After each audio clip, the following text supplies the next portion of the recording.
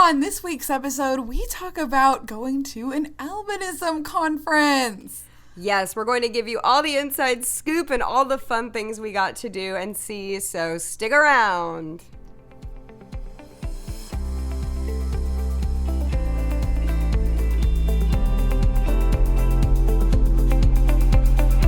Hello, everybody, and welcome to Rare with Flair, the podcast where two 20-somethings with the same rare disease are living our best lives. I'm your host, Cassandra. And I'm your host, Casey. Wow, Case, I just saw you, and it's amazing. I know. It feels so good to have gotten to see you again in person. Wow. The last time we saw each other was, July. Why did I almost say July? It is July. The last time we saw each other before July was October of last year, which has been a minute. It's been a minute. Hey, okay, but before then it had been literally 2.5 years. So honestly, yes. I'm not complaining here, and I get to see Case again this year. Again this year. It's going to be so fun. But, so, Cass. So, Case. When this episode releases, our 2-year anniversary will have just passed. When you say anniversary, it sounds like we're dating. Oh, that sounds like we're together. Nope, it's the podiversary. The podiversary. Yes, the podiversary is the 29th. So It is on the Friday before of this release. Actually, and yes. Oh, what? I just realized. Okay. Oh my gosh. When we recorded our first episode, it was July 26th, which is today. Oh, wow. We were cutting the... Oh, wow. Because it was ADA Day. Yeah. Do you remember? Oh my gosh, and we're recording again on the 26th. It feels almost longer ago to me than that. It feels like a century ago. A century ago. Because we were in such a different... the pandemic made everything feel so weird. But, also, Cass, I know you know this, but I'm saying it to our listeners as I'm saying it to you.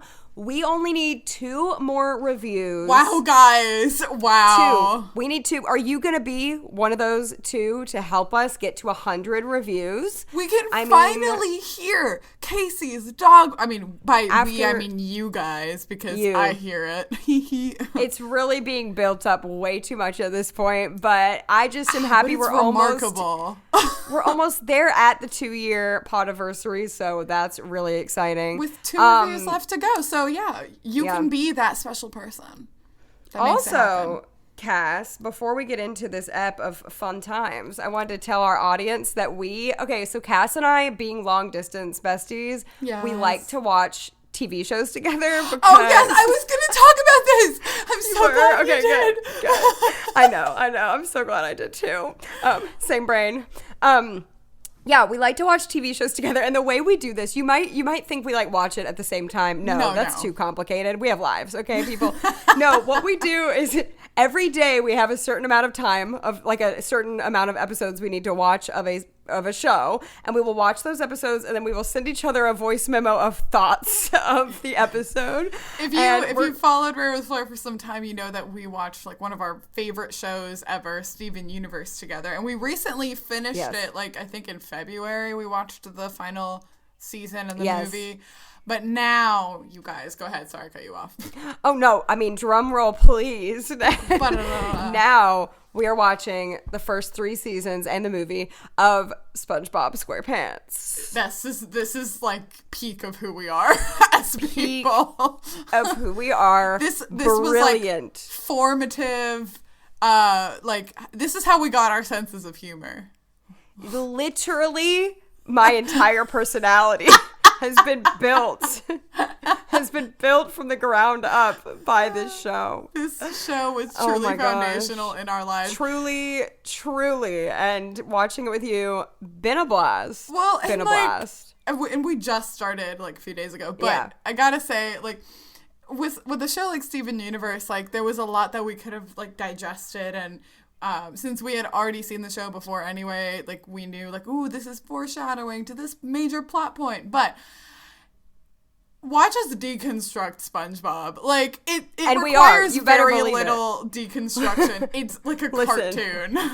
You better believe we are deconstructing every moment of this show, though. But why are we like this? Why are we like this? I don't know. Like, one of my favorite things ever is, like, deconstructing, like, shows and stuff. And I always said I would want to be, like, a critic if I had a different career path.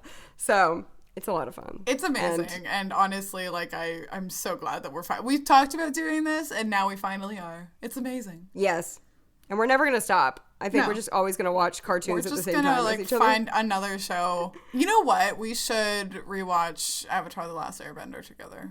We should do Avatar. I have so many in mind. I just thought of another one and it left me. But yes. I have so many in mind. We'll make a list. We will. Okay. Good. Oh, the other ones. She-Ra, My Little Pony. We're making a list. Okay. Anyway. God, I would love to rewatch My Little Pony. Every day of my life. Okay. So moving right along to the actual topic of this podcast. Everyone has left. Everyone has left. They're like, what the heck are these bronies talking about? This is the most boring podcast I've ever heard. No, it's fine. Hard pivot to the topic at hand. Our conference.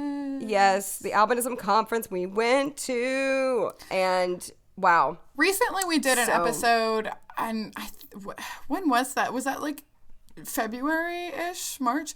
We did an episode about finding community with people like you, and we talked about going to different conferences for, people with disabilities. And we've done an episode in the past on the Hermansky-Pudlak syndrome conference, like way back, like I want to say episode 16. But this time we went to the National Organization for Albinism and Hypopigmentation. Is it for or of? National Organization. Yeah. I think. Okay, the National Federation of the Blind puts up a fit when you say for.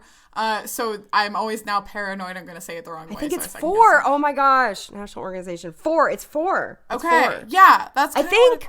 Anyway, gosh. Not important nomenclature. It's fine. But this was this the 29th conference? Period? Possibly. This year is the 40th anniversary of NOAA, which is what we're going to call it for short if we're not going to say that full name again. Right. But I'm not sure how many conferences. That is a possibility. Yeah. So there have been several conferences. But, in this community episode, we also talked about our first times there. But let's really quick talk about when was your first NOAA con case. Yes, and before I get into that, just a quick disclaimer that all of our thoughts are our own. We do not represent NOAA. We are not, this is not, this is just our podcast and us talking about our experience there. So, yeah, just had to say that. But my first conference with them was 2014. My first conference was 2012, and what I was gonna say. my last one, I had my last one on the brain. I have not been to a conference since 2014. That was my last one. I was planning on going in 2020, had everything ready and booked and everything, and then But what about you? When was your first and last? So I've only missed one between 2010 and this year. And so I did not realize that. Okay. Yeah, so they're held every other year, and the location varies. And it typically moves east, west, central U.S. But my first one was in Washington, D.C., and it was really fun in 2010, and then I went to the 2012 in St. Louis, 2014 in San Diego, 2016 in Pittsburgh, and that was my last one because I didn't go to 2018 and 2020 was held virtually, which Case and I went to, but it didn't really feel like we were going to a con, if you know what I mean. Right. It was great, but obviously awesome. You're not in person. But we were both at the 2012 conference and did not know each other at all and did not meet. And that makes me sad because we both had HPS, and that's right. You would think. it was at the 2012, I think I said this in that other episode, like, it was at the 2012 conference that I actually first met someone else with Hermansky-Pudlak syndrome. I was 15. Yeah. So that was pretty cool. But it was not Casey. The reason we didn't meet is she was in high school and I was in college, and high schoolers have, like, their own conference going on, like, you know, aside from the adult conference. High-key, you guys, like, the teens do the most fun stuff. They do. It's amazing. As an adult, like, I'm honestly really kind of bummed that I don't get to do the kids program anymore, because they actually, like, go out in the city that we're in for the conference, and they do, like, all kinds of fun touristy stuff. They go to museums. They go to, like, famous, you know, landmarks and whatnot, and take a bunch of pictures. And everyone has, like, white hair and, like, neon T-shirts so that they could find each other. It's, like, it's a beautiful disaster, but it's, like, the teens leave the teen conference super psyched out of their minds, and the volunteers are dead, tired, very tired. but no, like, that's why we didn't meet, and because it makes me sad that I never crossed paths with you. But I'm glad we did. Like, very, very shortly after that, we met, you know, in 2014. So, okay. So anyway, so those were our last conferences. It's been a while for me, as you can tell. But we were so excited to go to this one because the last conference we have been to was the HPS conference in early 2019. Yeah. That's the last conference we have been to in person. In-person conference we have been to. So over 3 years. And so we were just so excited just to, obviously we've seen each other since then, which is great, but we were excited to see a group of people with albinism together for the first time in such a long time. And it's an amazing feeling. Well, it's wild because, like, you know, you get used to living in your environment. You're probably one of the only people with albinism you know, unless maybe, like, your sibling has it or, like, you have another friend nearby that has it. But still, like, it's not so common, obviously. But then being able to be among a group of people like you, like, man, I don't know. Yeah. I felt really, like, recharged in a way.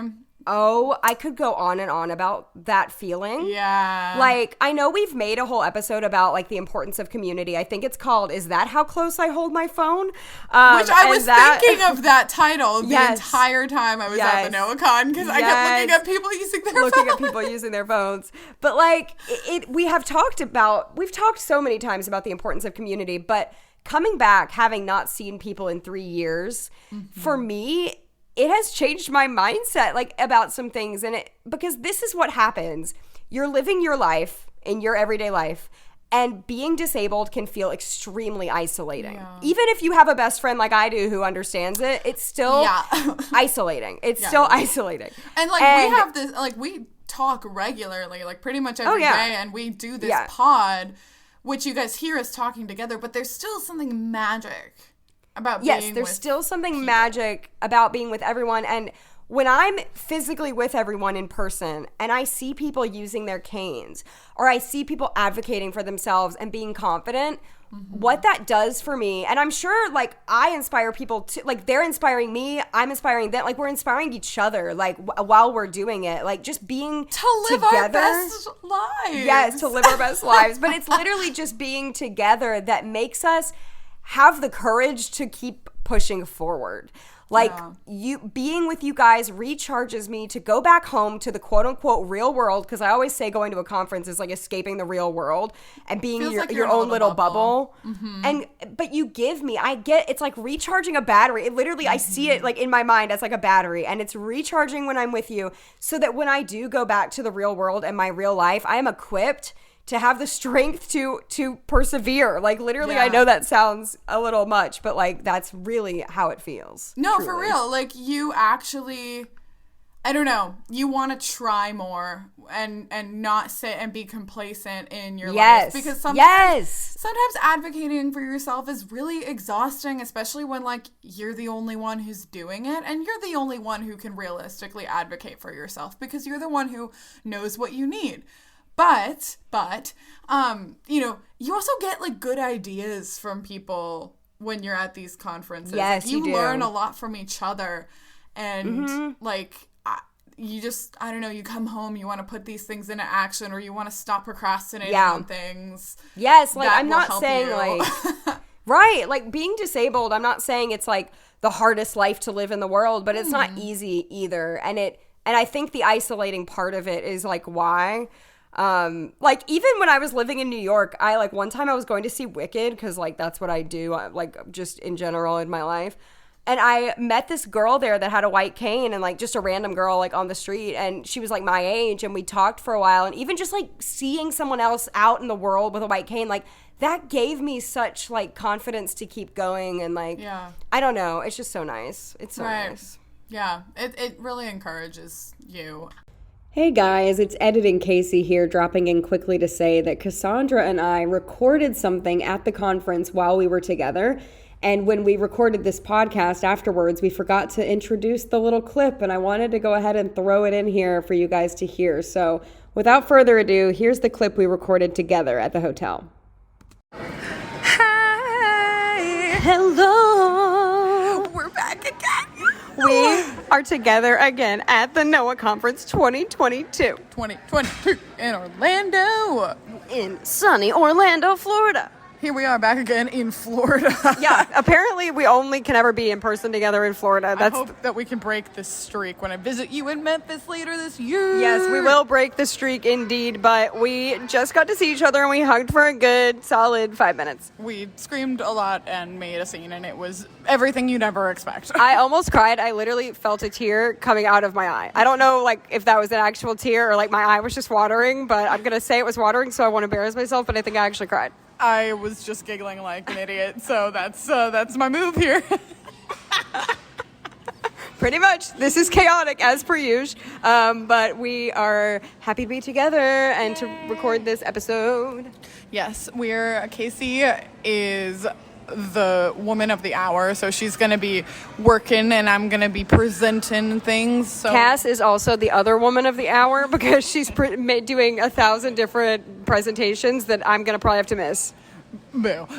Casey works real hard though, so we're going to like help work with registration, and then hopefully tonight is the big kickoff. Yes, and we will explain more about this in the pod in case you're confused as to what we're talking about, but I guess here's the rest of the episode. Oh, bye. Bye for now. So we did, like, we were involved in this conference, though. We didn't just attend. Right. So what were you up to during this con case?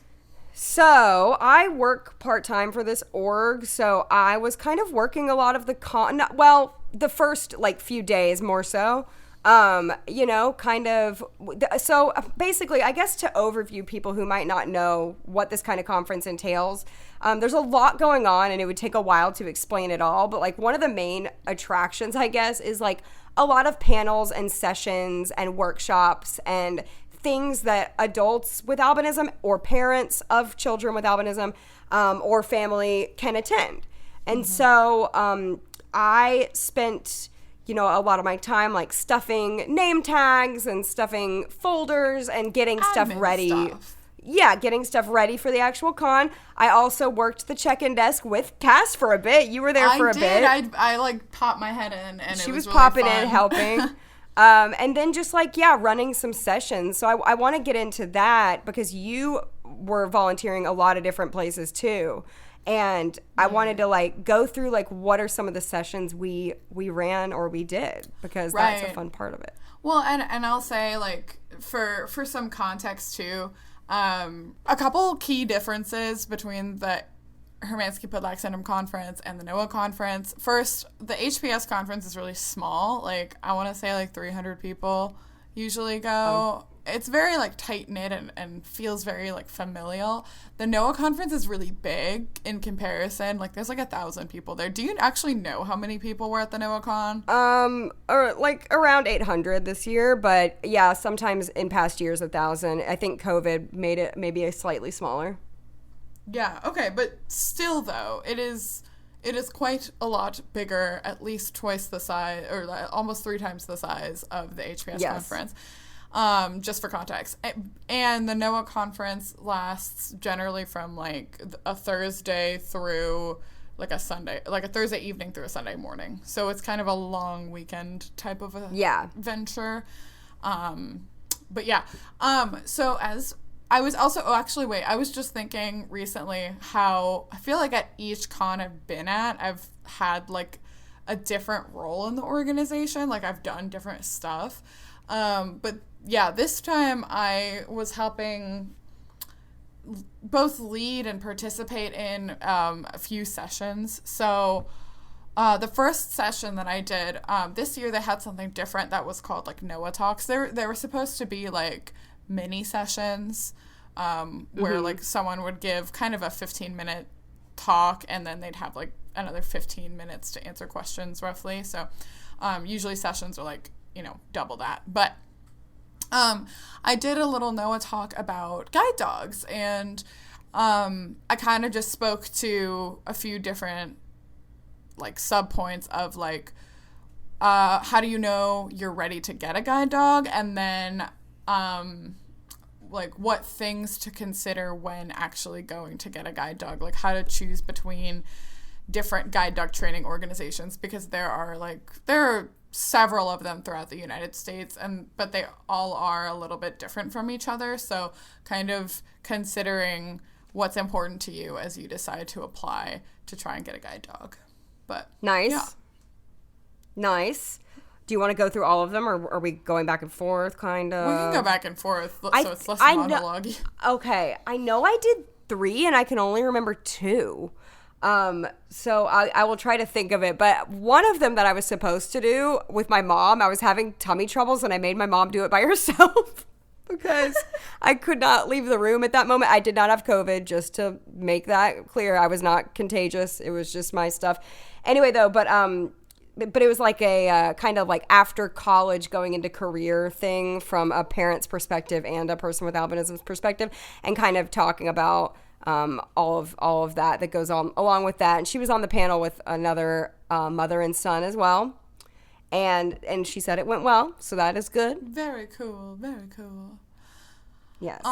So another session that I did was I co-led a session with one of my friends and fellow member of the junior board, Liz Schaefer. She's very cool.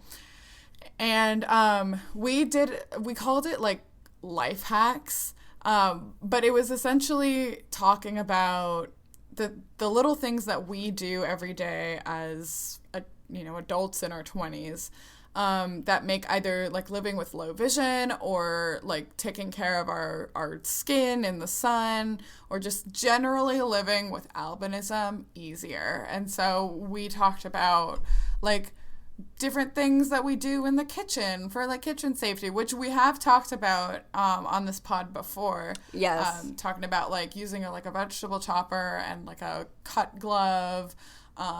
We talked about, ways that we like make sure that we have all our stuff. We leave our hats and sunglasses by the door so we can grab them when we leave. Like just little things like that make, our lives better and easier. Nice. Another one I did, which you were having another conflicting session at the time that you could have been at, was I was doing this like meet the staff and board and junior advisory council, and Cassandra's on the junior advisory council. So yeah, that's self-explanatory what that session was, just kind of an opportunity to talk about everyone's role in the org. So that was fun. Oh, yeah. I wish I could have been there, but the session that I was doing instead at that exact same time was a session with one of the other young leaders in NOAA. I hope she's listening because I want to make her feel weird. Mackenzie Strong and we did a session on like albinism beauty chat, talking about like our favorite makeup products, the ways we apply makeup. We've been wearing makeup for many years, and so just things that we've learned. And when we absolutely learned things from each other, both at this session and the life hack session too. There was a pretty good crowd at the life hack session. There were like 60 people there, I think. Wow. But like people were like very participatory. like they would raise their hands mid-session to talk about products and things that they liked in both sessions. Like people were talking about like purple shampoo to keep their hair, because most people with albinism, unlike Case and I, have like bright white hair. So people were talking about ways that they keep their hair light, and just, it was very cool. And I got things out of the participation. Wow, why am I struggling to say that word? No, you're good. You're good. That I didn't even know before, so that was super cool. Yeah, I also taught the kids a drama class.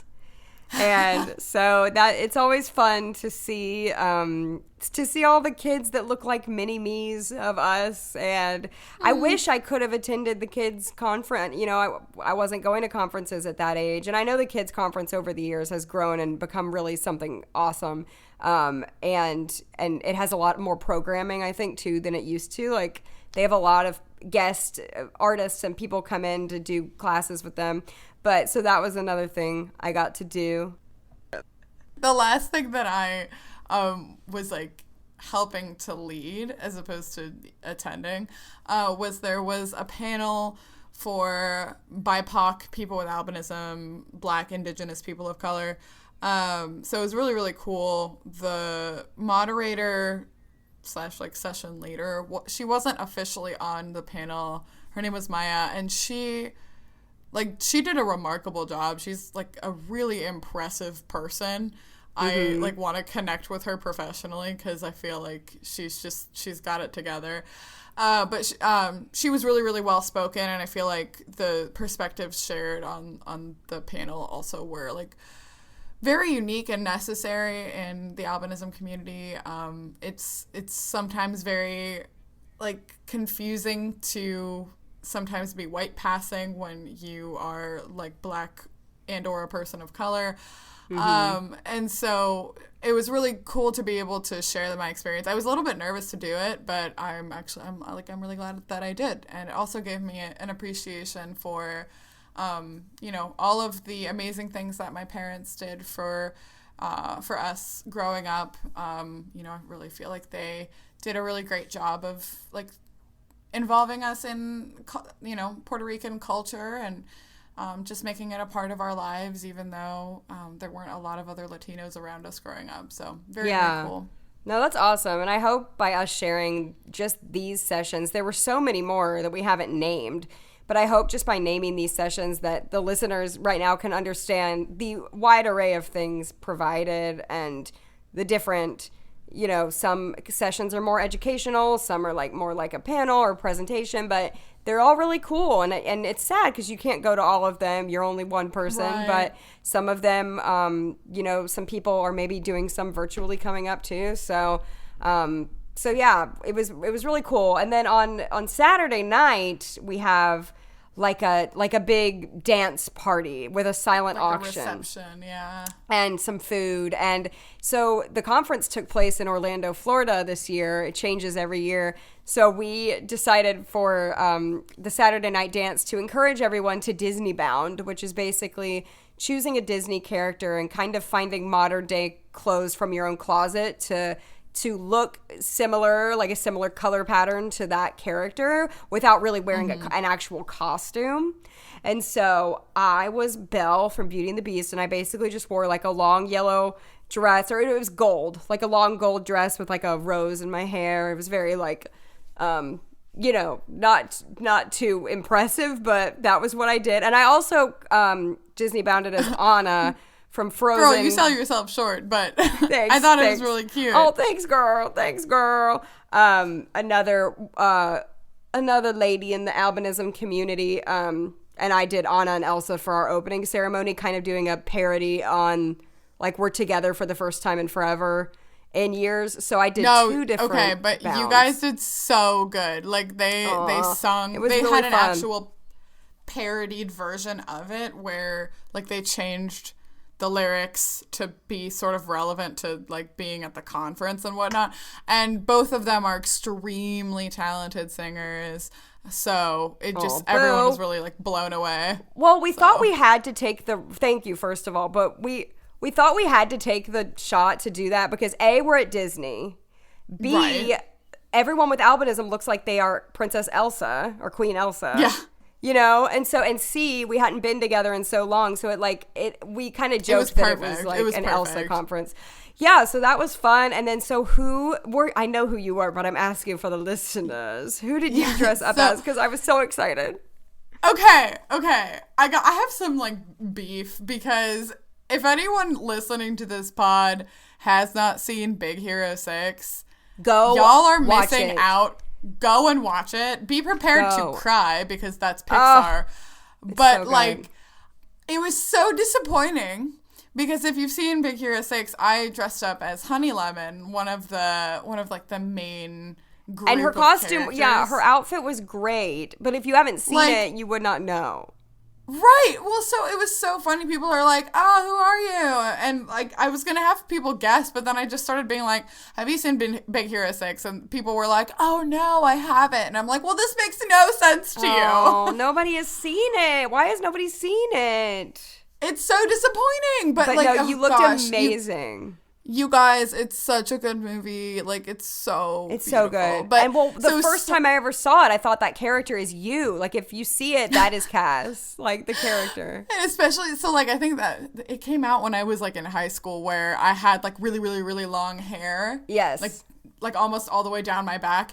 And so does this character, which was like even more on brand. But she's like very like bubbly and like peppy and fun. Yes, yes. So like very on brand. But so funny, because my mom had this like really cute like white dress that she was wearing that day with like puffy sleeves. And I had not like planned this. Oh, I thought you did. No, girl. It was literally, so I put on my Disney Bound, which was like, if you Google Honey Lemon Big Hero 6, you can kind of see it's one of the main outfits that she uses. But I had like white leggings and like a yellow dress, that was like just in my closet, and then like a yellow kind of mustard colored cardigan with like a yellow headband. These were already things I owned, but like, and she wears like platform heels, so I wore like my big wedges. But I was walking out to this thing where we were going to be doing it, and suddenly I remembered my mom was wearing this white dress, and I was like, "Oh, Mom, you should be Baymax, because Baymax is white and puffy," and she had her cute puffy sleeves. So it was so funny, because then I had us like competing in like the group contest, because I was like, "Okay, Mom, we're good now." Yes. No, she was practicing her lines and saying, "Are you satisfied with your care?" Stop. That's so cute, though. Like, she was so excited to do it, and I was really happy to like have accidentally involved her. It was great. And we also had a silent auction. So many cute things. Did you get a chance to look at all this stuff? I didn't even look at what was in there. Oh, it was awesome. A lot of random blind related things, a lot of albinism things. It was very curated for our group. It was really cool. But I won a Helen Keller doll, because I have randomly amassed a collection of blind dolls, and I now have 4 of them. This is not on purpose. When you say that, it's funny every time. Well, it's not on purpose. I did not purposely go out and buy these blind dolls, but they are here, and I have them now. I have 4 of them. So if anybody wants to send me a blind doll, we don't have a P.O. box, so you can't do that. But if you know of any, there's one from Kmart that I want now. That's like, that I don't have. I'm on the hunt. You need to explain now, because I feel like our listeners don't understand. What do you mean? Like what my dolls, who they are? Yes, your other blind dolls. Of course, sure. So there's that doll that's like, is it called My Generation, I think, from Target? I think so. Yes. It's like the non-American Girl. Yes, it looks like an American Girl doll, but it's not. And she is a blind doll with a white cane with a pink handle and a guide dog. Then I have a doll of Toph from Avatar: The Last Airbender, who's a blind character.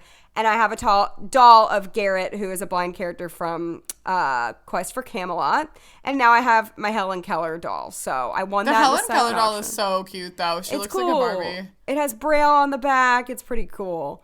And so that was at the dance. And then we were dancing away on the dance floor, jamming out. And it was at this dance. Yes, I was going to say. A fan. We met a listener at the dance. Who is a fan of the pod, And that was really, really cool because, of course, this pod is not famous. We're not going to go out into our normal life and ever meet anyone who hears this pod, ever. And unless as it's you like know, our mom. We have 2 listeners. So, yes, our moms. Our moms. So yeah, because, no, like, it's really cool. Because it's hard to get, like, feedback from a podcast. Sometimes we get messages from people on Instagram and stuff, but, like, it's not like we get, like, comments like a YouTube video. We've talked about this before. So sometimes it feels like we're just kind of putting this out into the void.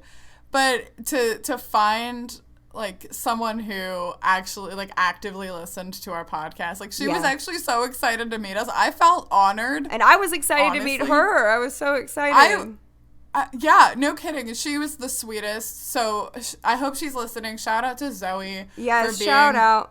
A real one for listening to us. Shout out. Talk nonstop. You made our day, Zoe. You made our day. And so that was really fun. And then we met an Instagram friend too. We met a few people like we know from different things. Yeah. Oh my gosh. Noye Brailian.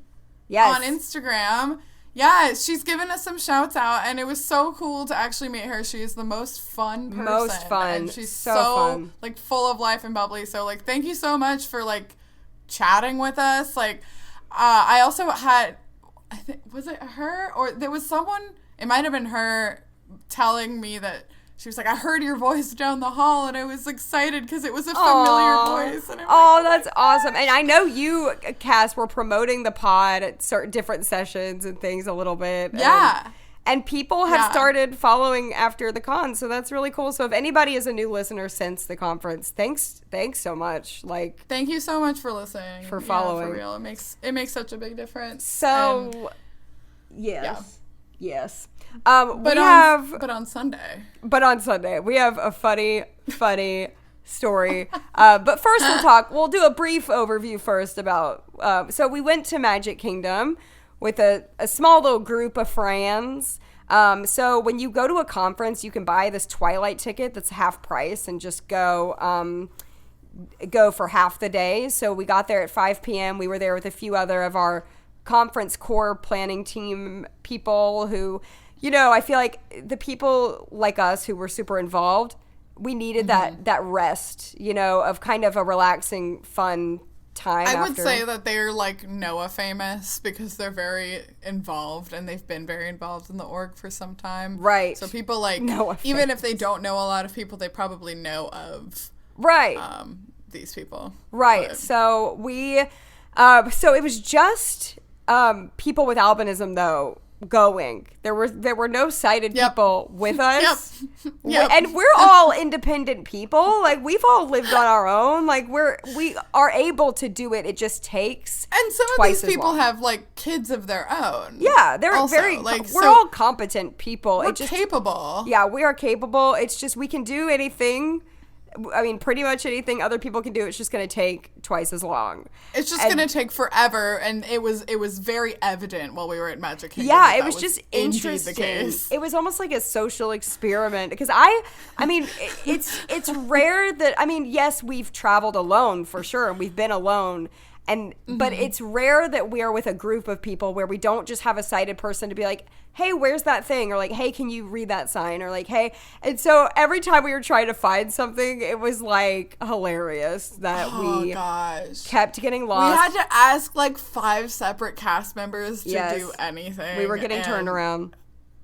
Yes. It was like, and Magic Kingdom is kind of known for having like things that are very tucked away in little corners, and so it's not easy to navigate, especially and, like, the left side of it for some reason. Oh yeah, I know. Okay, like, the side we were on, because there's like a large like body of water in the middle, which I feel like breaks it up in a confusing way. But yes. All right, hear us out. Yes, we did try to use a map, and we do know how to use a map. But also, we weren't there for that long. So, you know, we didn't necessarily, like, form a plan. Right. And so that was the evident part, is that we didn't have a plan. Because the way that we often compensate in daily life for our lack of vision is by coming really prepared for things. So, sometimes if we're going to a new restaurant with someone we don't know well, like we'll look at the menu in advance and like we go out of our way to prepare ourselves. But this time, none of us did that. Right. We were kind of just trying to have like a casual, a casual time there. Good time. And we did. We had fun. It was fun. It was really fun. We did the Haunted Mansion, which is one of my favorite rides. We did the Tiki Room, which is one of my favorite attractions. It's like all my favorite things. We did Jungle Cruise, which is one of Cass's favorites. We got to watch the fireworks. We got Dole Whips. Like, we had a really good time. I was having fun. Yeah. I think at the beginning we were more laughing about getting lost, and towards the end we were more like, it was getting more like annoying, but it didn't like ruin my time there. Like, I had a great time while I was there. Now, after is a different story that we will get into. But while we were there, I love riding the Haunted Mansion with you and doing all that stuff. That was so fun. I'm so glad we've gotten to do it twice now. Twice. It felt, I know. It was just, I personally love Magic Kingdom. I know you still love it, even though it's not like your favorite park. It is not my favorite park because not much changes from visit to visit. And I feel like it's always it feels more crowded than the other parks because the other ones have more space between attractions. Yeah. But it's like you can't really have Disney without it. You know, you can't, I don't know. It's got the castle. It's where most of the major memorable stuff is. Right. I've never had a bad time while being there. I could go there all the time and I'm just happy just standing there. Even if I'm not doing anything, I just like being there. I love MK. I mean, I love the other parks too though. But it was really cool too because one of our friends that we were with hadn't her first time at Disney was literally a week ago with her with her son, which was really cool. But she had never been to classic attractions like the Tiki Room and the Jungle Cruise. So that was fun to take her there and see her reaction. And she loved the Jungle Cruise, and there was the most beautiful sunset I've ever witnessed in my life. While we were coming gorgeous. In, and that was a lot of fun, and all of us using our mobility tools together, and we randomly stumbled across this disability section for the fireworks show too, kind of on accident. I always knew that existed, but I think we just so happened to be going in the right direction for once. That we were trying to find a place to stand for the fireworks, and I think it was because I had Romana with me, that as we were passing this accessible seating section, or standing really, because it's standing room, but they were oh, are you guys coming in? We were yeah. It was awesome. It was the best view I've ever had. Such a good view of the fireworks. Even though we can't really see the castle or anything, but I mean, we can, but we can't, if that makes sense. Right. And we can see it, but not the details. And I love fireworks, so. And Cass and I got a great picture. It was that perfect time of day where it wasn't dark outside yet, but the castle twilight. And the castle already had its nighttime lights on. So it's pretty. So pretty. We did get some cute pics, and so it was cute pics. It was a really fun time. But Cass and I decided to go ahead and this is where we get to the story. And as this was happening, we were saying we have to tell this on the pod. We have to tell this on the pod. So Cass and I decided to head. Disaster, y'all. It was a disaster. We decided to head back to the hotel on our own. Which is fine. We like I've said, we both live alone. We've both traveled alone many different times. So we are capable of doing it. But the problem is, to get from Disney to our hotel, we had to take a lot of different modes of transportation. We had to take a ferry boat and then a bus. So it wasn't just one mode of transportation we had to find. It was multiple. Right. So do you want to walk us through? Right. So, we were, pretty deep in the park, and we said bye to the rest of our group, and we started heading out, and, I think we probably took the long way out anyway, but, we found ourselves, and we ended up on Main Street, which is, the major drag that leads up to the castle in Magic Kingdom, and, as is Casey's tradition, we popped in to grab a Rice Krispie on our way out, and, my favorite. That was, it was good. We got to do all of that. But so to get to Magic Kingdom from where the buses were that would take us back to our hotel, you could either take the monorail or the ferry. And we had taken the monorail in. So we were leaving and we asked I don't know if they were an actual policeman or like a cast member or something, but we asked someone like, hey, which way to the monorail? We're trying to get to our bus. And he told us, but then he said like, oh, but the ferry's going to be way faster. And we believed him because why not? Yeah. And we were like, okay, cool. So we head down and follow some pretty big signs down to the ferry. Yes. So we get to the ferry, and I've just got to say, like, during this whole time, I am so freaking glad I was using my cane. And, like, it just makes me realize, like, how much I love it. Like, I love that thing. I was completely blinded at night in this place. Like, I needed it. So anyway, that's that. Yeah. And Cass had Romana, obviously. But yeah. And Ro had been working harder than she'd worked, like during the whole conference, like harder than she'd worked in a long time because we hadn't had the opportunity to do so. But no, she was doing really well. She was great the whole really time. Tired, though. Yeah, she was great. We were both really tired. It's that time of night where your feet are already really hurting and everything. So we get to the ferry and we were waiting for a very, very long time before the ferry ever even left. 20 whole minutes. We were just standing there. At least. And then we get on the ferry and had to wait quite a while once we got on the ferry. So, yeah, it was a while. So we finally... It felt like an eternity. It did. The ferry starts moving. We get to where we're going. And then we get off of the ferry and we have to find the bus. The issue is our hotel is like a Disney Good Neighbor hotel, but it's not a Disney property actual hotel. It's not like a Disney resort. So it's just like the a Disney Hilton. resort hotels are those buses are fairly easy to find and they run pretty frequently. But our hotel, it was just a Hilton, and the bus could not be found. We asked. Y'all, this was like a transportation hub. So like, if you like lived in Florida or if you were staying further away, like from this point you could go to like where there was parking. You could also go to an area that you could hail a cab, or where you could go and get an Uber, or there were buses, but it also wasn't clear where every bus went. But there were a bunch of different options. Yes, and so many different places. It was honestly kind of hard to find the signs. And the signs weren't very clear because the sign would say like buses with an arrow, but then there were so many different bus stops and things. Yeah. And so, we went to the taxi area. We almost thought about getting an Uber, and then the person next to us said they had been waiting for a long time for their Uber already.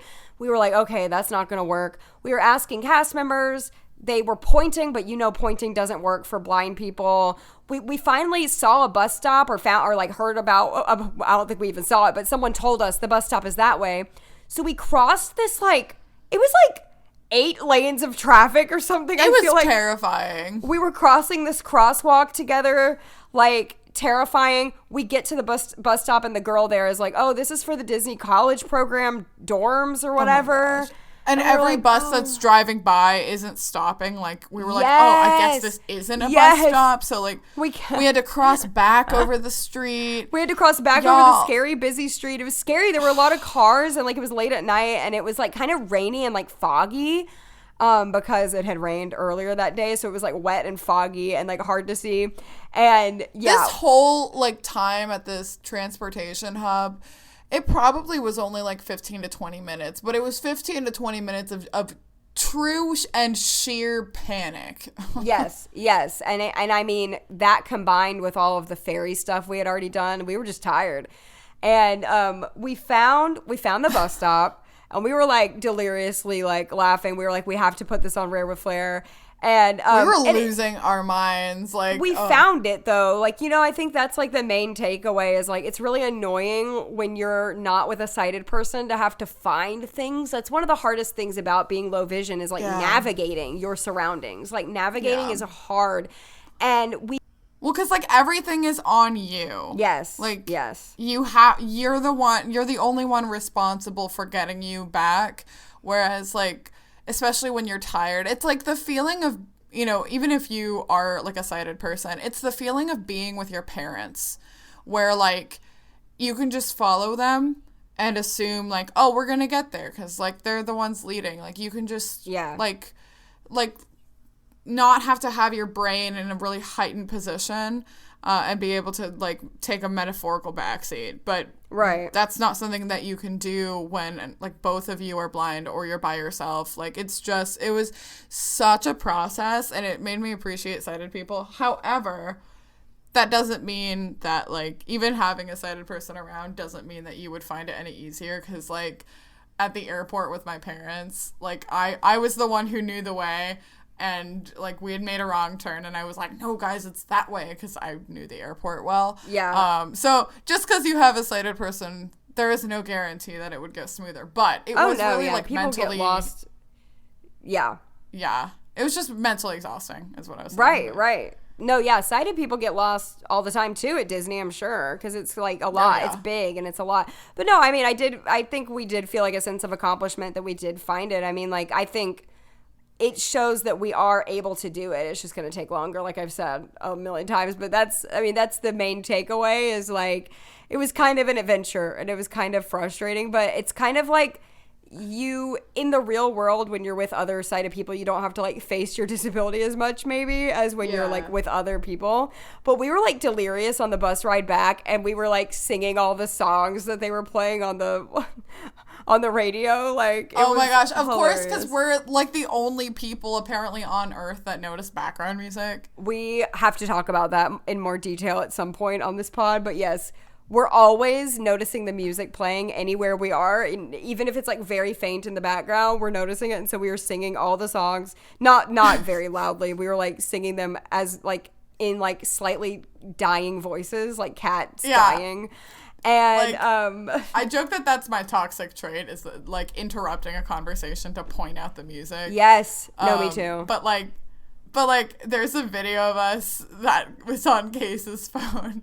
Yes. Of us singing, like, I Don't took this Go Breaking video, My Heart. this like unhinged video of us like at 1 a.m. or what? No, 11:30. I don't know. It was 11:30. 11:30. Still felt like 1 in the morning. It felt like 1, and we were like, singing "Don't Go Breaking My Heart." Anyway, we made it back to the hotel in one piece. Thankful for that, and I'm really glad we went to Disney, because I feel like when you go to Orlando, you know, like you can definitely go without going to Disney, but that was a fun little ending to the long conference weekend.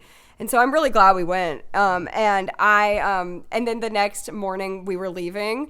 And as we were leaving, Cass's amazing mom, Sandra, shout out, gave me a little gift of these little socks that say "Plant Mom," because we love plants.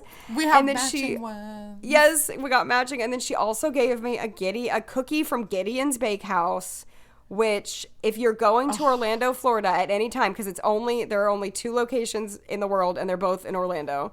If you're going to Orlando at any time, Gideon's Bakehouse, it is unreal. The cookies are like half a pound. They're amazing. So good. And I love a cookie. They're so good. It's like Victorian, almost like a spooky theme. Yeah. But like, the cookies are amazing. The ones we had were like, we had like a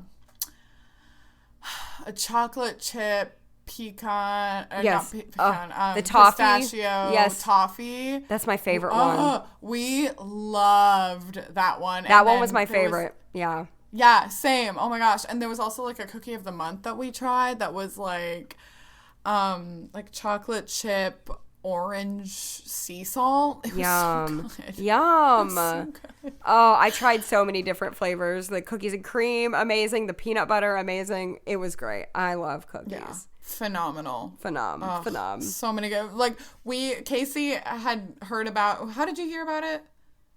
I went in February of this year. Oh, okay. So, like, Case told us about it, and then we went, and, like, we went on, I think, like, Friday, and then we went back again, like, on Saturday, and then on Sunday, and then on Monday. We just kept getting more cookies. Yes, it's so good, and you can't, like, they don't ship, so you have to get them while you're there, and, like, right. It's so good. Oh, so anyway, good. Though, we have a quick... We have... A quick game. So we're just gonna do a quick little, like, to end this ep, a quick little conference this or that to round off the episode. Who wants to go first? Okay. Let's see. All right, so the first one we've got here is it's not as clean as this or that necessarily. It's this or that. Yes, this or this or that. Or it's like East Coast or West Coast or Central location for the NoahCon.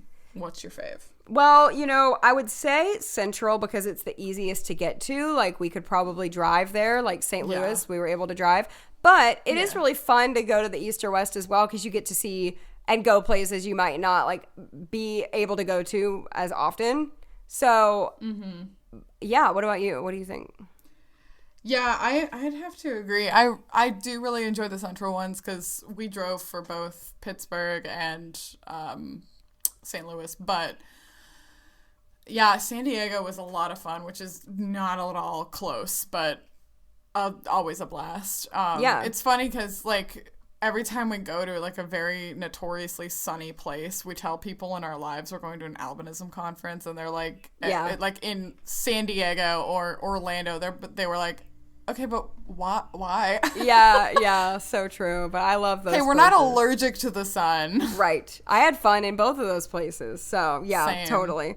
Okay, so for the conference, this or that, opening ceremony or closing ceremony?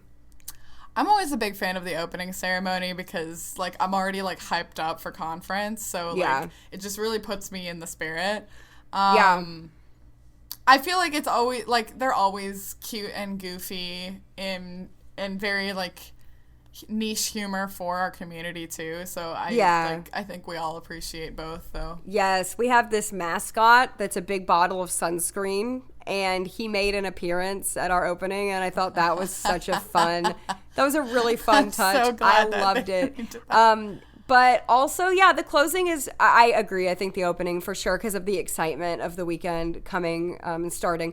But I think the closing one is fun because we usually announce our next location for the next conference at that. That's true. That's true. And so that's fun. That's a lot of fun. This year wasn't like that just because of the way 2020 was.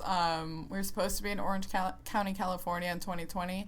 And that got moved to 24. So we already knew where we were going to be. Right. But that is always highly anticipated. Like, like people throughout the weekend are like trying to like get in good with like the board members and stuff to try and get it out early and leak the information. But it's under like lock and key. So I'm looking forward to at the next con that anticipation as well. Yes, and then the last one that we have is panel session or presentation kind of lecture session. Those are both really, really good in different ways. If I like had to choose, because I really like them both, maybe, I don't know, maybe a presentation. I like those. I feel like I usually learn a lot. They're very informative. And I really like hearing what people have to say and the PowerPoints they put together and all that. I really enjoy that. So what do you think? Yeah, I really like presentations just because like you get to go a little bit deeper into a topic. Yeah. But a panel's really cool because you get sometimes very different perspectives all in the same at the same time. Like people get to share different sides of their stories, and I feel like you always gain a good appreciation for like I don't know, like your own experiences too, because even if you all have albinism, like it doesn't mean at all that you have the same experience. So it's always very cool to learn from other people. Absolutely. Yeah. Oh, that's so fun. I can't wait for the next con, even though it's in 2 years, but we have our HPS conference in between, and we're hoping to be able to go to that. Good. Yes. So that was fun reminiscing about the con, and I know this will be fun to look back on years from now to remember all the fun stuff we got to see and do. And we hope if you were there that you said hi, or if not, we'll meet you next time. And thanks for listening. And until then, don't forget 2 reviews left. 2 left. Will you be one of them? Who knows? Thank you guys, and we'll see you in 2 weeks. 2 weeks. Bye.